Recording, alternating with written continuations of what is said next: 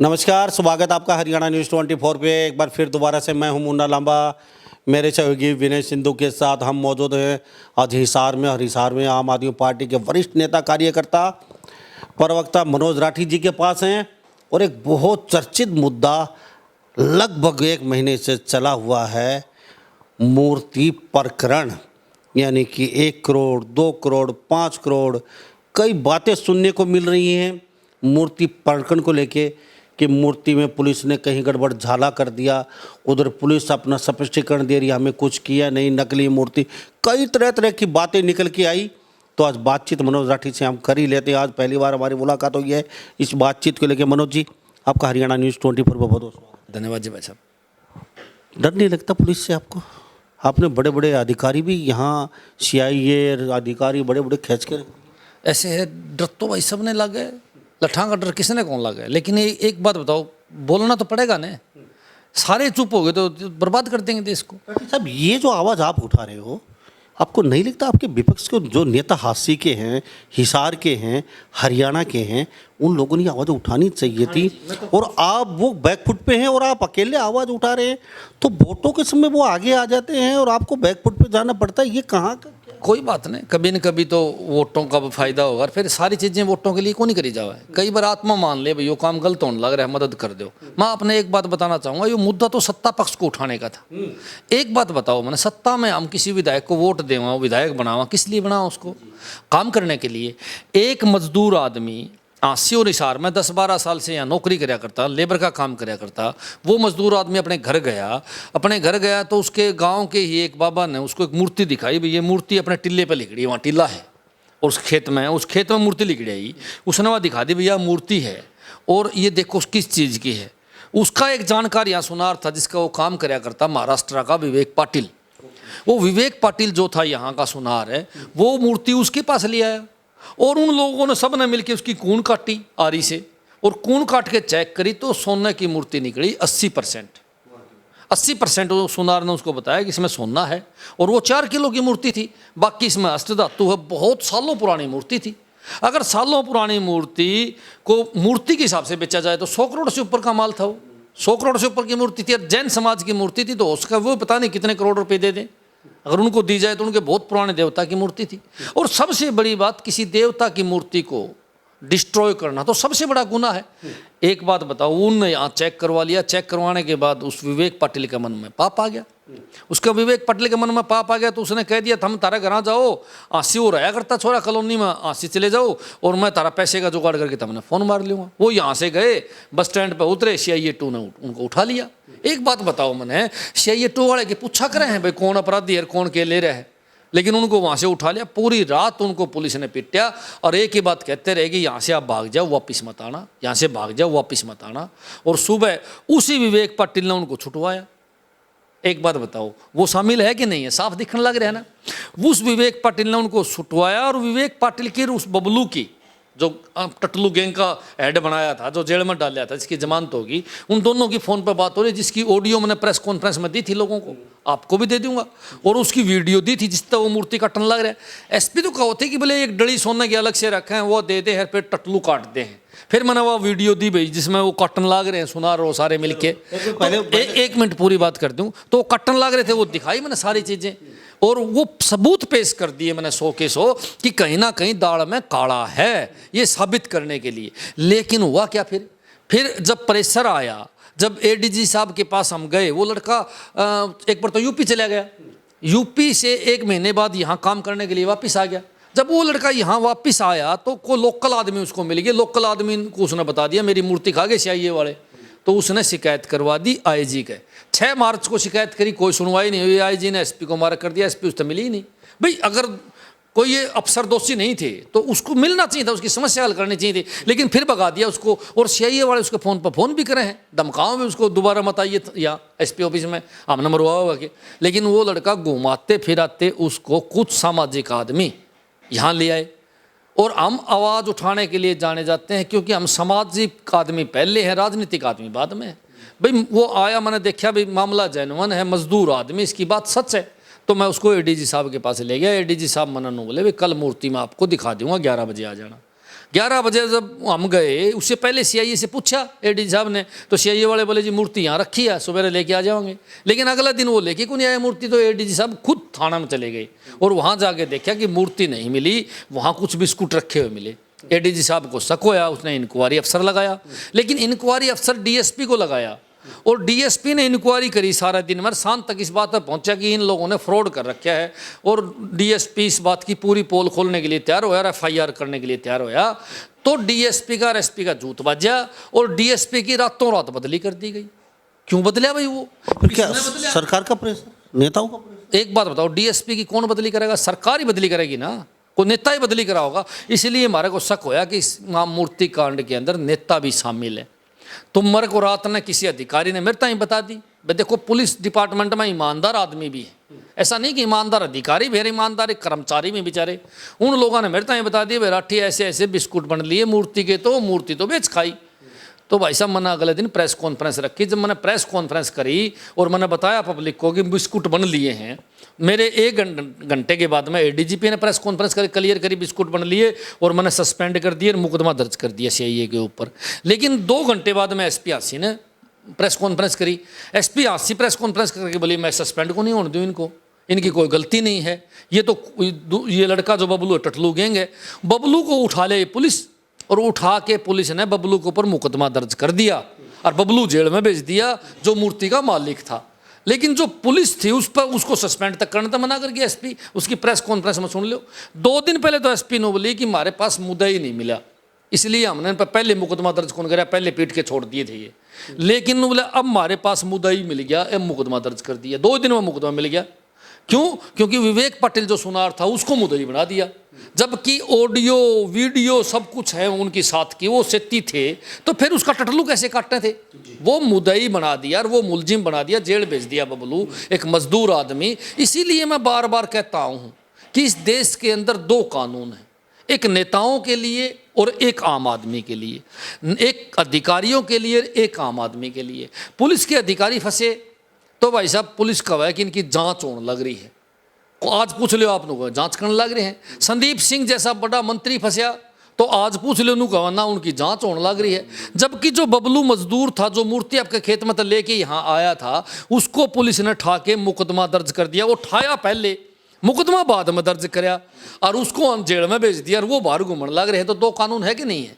ये इससे बड़ा उदाहरण और क्या है कि आम आदमी के ऊपर तो तुरंत कार्रवाई करते हैं और जो नेता और बड़े अधिकारी हुए हैं उन पे कार्रवाई ये लोग नहीं करते और जांच का नाम लेके बात को ख़त्म करने का काम करते हैं। इस बात के अंदर ये मामला सामने आया। तो हम पहले वो ऑडियो और वो वीडियो दिखा देता हूँ मैं आपको, जो प्रकरण में सामने निकल के आई थी। राठी साहब ने कई बार प्रेस कॉन्फ्रेंस की थी।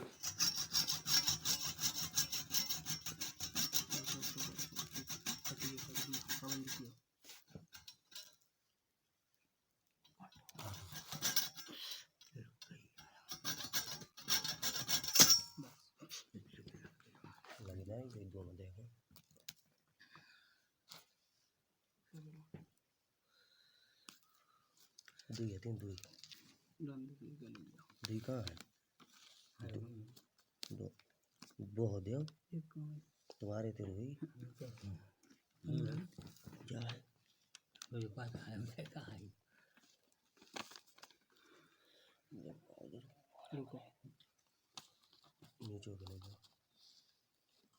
राठी साहब वो तो लोग देख चुके, ऑडियो वो वीडियो थी वो तो सुन चुके। मैं एक बात जानना चाहूँगा आपसे अभी, अब मामला क्या है? क्योंकि अगर एडीजी की नहीं चलती तो फिर चले किसकी की यहाँ पे? साहब एसपी साहब कहते हैं पहले कुछ बाद में कुछ कहती हैं, तो फिर यहाँ किसकी सुनी जाएगी? किसके पास गुहार लगाएं फिर लोग? देखो ये बहुत बड़ा मामला है, इसके अंदर बहुत ऊपर लेवल का मामला शामिल है, इसमें कोई दो राय नहीं। मूर्ति को तो बेच के खा गए ये लोग। अब एसआईटी बनाई है, एसआईटी क्या निकालती है क्या नहीं निकालती वो तो टाइम की बात है। उस मजदूर को इन लोगों ने 420 384 बड़ी धाराएं लगा के जेल में भेजा ताकि 3-4 महीने जेल में पड़ा रहे। लेकिन जब हमने उसकी पैरवी करी, वो ऑडियो हमने जज साहब को दी, वीडियो जज साहब को दी और एक लेटर हमने जज साहब को दिया। उस लेटर में 17 तारीख को एडीजी साहब ने ऑर्डर दिया कि इस मामले में कोई कार्रवाई नहीं होगी, कोई किसी प्रकार की एफआईआर नहीं होगी, एसआईटी बनाने लग रहे हूँ, एसआईटी बनाने के बाद कार्रवाई होगी। 17 तारीख को उसने ऑर्डर कर दिया, लेकिन 18 तारीख को एसपी ने मुकदमा दर्ज कर दिया। एडीजी साहब का ऑर्डर ही नहीं माना एसपी ने। साफ बात है, 17 को ऑर्डर करें, 18 को मुकदमा दर्ज करें। वो लेटर भी हमारा हाथ लग गया, वो भी हमने कोर्ट को दिखाया। कोर्ट ने जब सारे सबूत देखे तो पुलिस की पूरी फटकार लगाई और उस लड़के को तुरंत जमानत देने का काम किया और बार बार कहा कि सबूत लेके आओ। उस लड़के को यूपी तक पुलिस लेके गई, लेकिन कोई सबूत जुटा ही नहीं पाई, साबित नहीं कर पाई कि ये टटलू गैंग है। ये साबित नहीं हो पाया कि टटलू गैंग है और एक मजदूर की आखिरकार जीत हुई और हम उसकी जमानत करवाने में कामयाब हो गए और आज वो अपने घर चला गया। चलो कोई बात, पूरी देश देख रहा है। हम तो सिर्फ इतना कहना चाहेंगे, खुर्सी भगवान बड़ी मुश्किल से देता है और खुर्सी जब मिल जाती है तो आप खुर्सी पे बैठ के तानाशाह रवैया करने लग जाते हैं, चाहे वो पुलिस है चाहे कोई भी हो। खुर्सी का अगर सतयोग अगर 50% भी आप जनता में कर देंगे तो जनता आपको पलकों पे बैठा लेगी। और खुर्सी होती है सेवा के लिए, ना कि मेवा कमाने के लिए। हम तो सिर्फ इतना कहना चाहेंगे, कुर्सी पे बैठ के जितनी भी आप सेवा कर सको कीजिए, क्योंकि नौकरी से कभी आप अमीर नहीं बन सकते, नौकरी से कभी बिजनेसमैन नहीं बन सकते, नौकरी से कभी आप फैक्ट्री बड़ी बड़ी चीज़ नहीं लगा सकते, नौकरी से व्यवस्था बना सकते हो, घर खरीद सकते हो, अच्छी अपनी लाइफ जी सकते हो। अगर आपको पैसा कमाना है तो साहब बिजनेस में जाना पड़ेगा, नौकरी से आप कभी इस तरीके से नहीं कर सकते। राठी साहब, कितना भरोसा है आपको?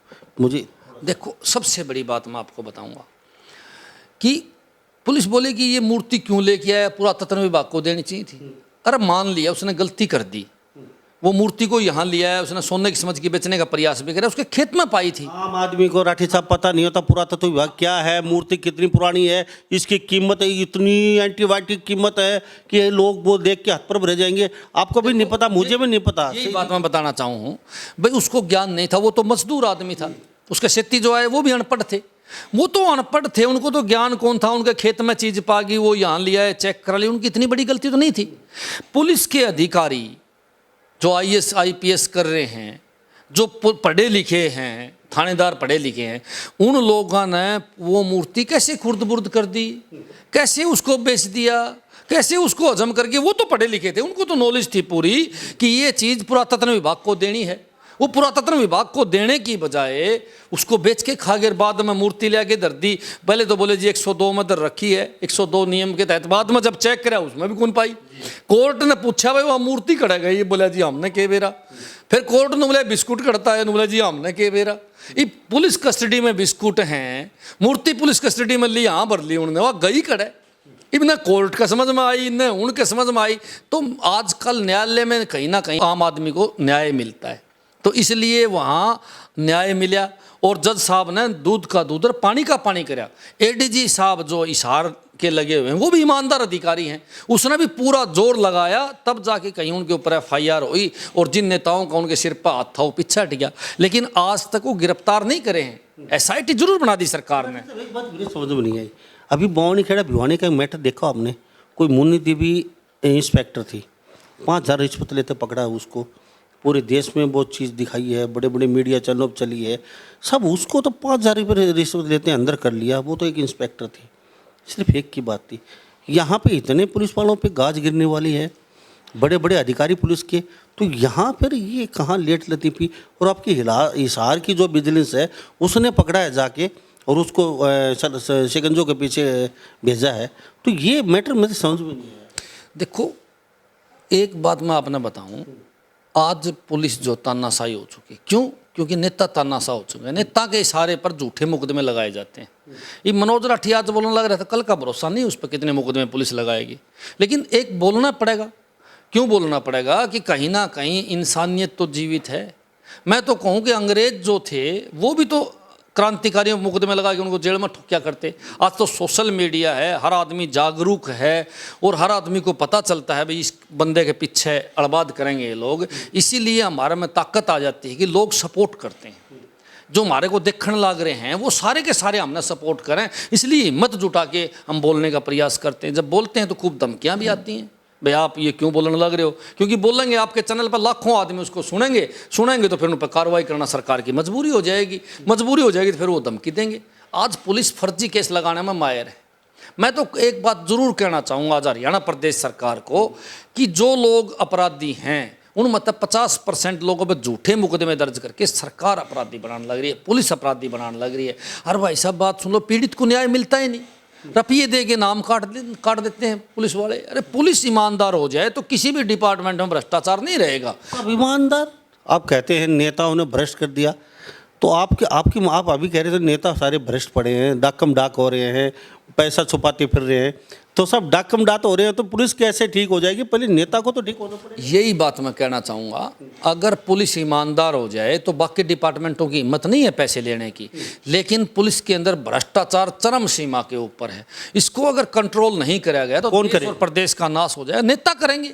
कौन सा नेता करेगा? अच्छी बात करें, ईमानदार नेताओं की इस देश के अंदर कमी नहीं है। जिस दिन ईमानदार नेता की सरकार बनी, ईमानदार लोग काम करने वाले आगे आए, उस दिन भ्रष्टाचार जीरो हो जाएगा। मैं आपको लिख के दूं, अगर नेता ईमानदार हो तो पुलिस के अधिकारी की हिम्मत नहीं किसी को तंग करने की, फर्जी केस लगाने की। आप समय आने पर जनता भी नहीं देखती ईमानदार और कौन सा वो भी साम दाम दंड भेद जो अपनाते हैं उन्हीं को वोट दे जाते हैं और 5 साल फिर वो रोते रहते हैं। अब जो अपराधी लोग होते हैं पैसे दे के नाम कटवा लेते हैं, पीड़ित जो है वो पीछे पीछे पुलिस के घूमता रहा है। गरीब आदमी का तो जीना दुर्भर हो रहा है। गरीब आदमी का थाने में काम नहीं करते। मैं तो कहूँ जो आदमी के पास पैसे नहीं है वो चाहे कितना ही परेशान हो, अगर थाने में चला गया तो उसको कुर्सी भी नहीं देते बैठने के लिए, उसको बिठाने पानी भी नहीं पिलाते। और एक कितना ही बड़ा क्रिमिनल आदमी क्यों ना हो, अगर पैसे वाला आदमी है वो थाना में चला गया या नेता थाना में चला गया तो उसको चाय पानी सब कुछ सेवा करते हैं। ये कल्चर गलत कल्चर है। मैं तो कहूँ कोई भी पीड़ित हो, चाहे गरीब हो चाहे अमीर हो, पीड़ित की सारी समस्या सुने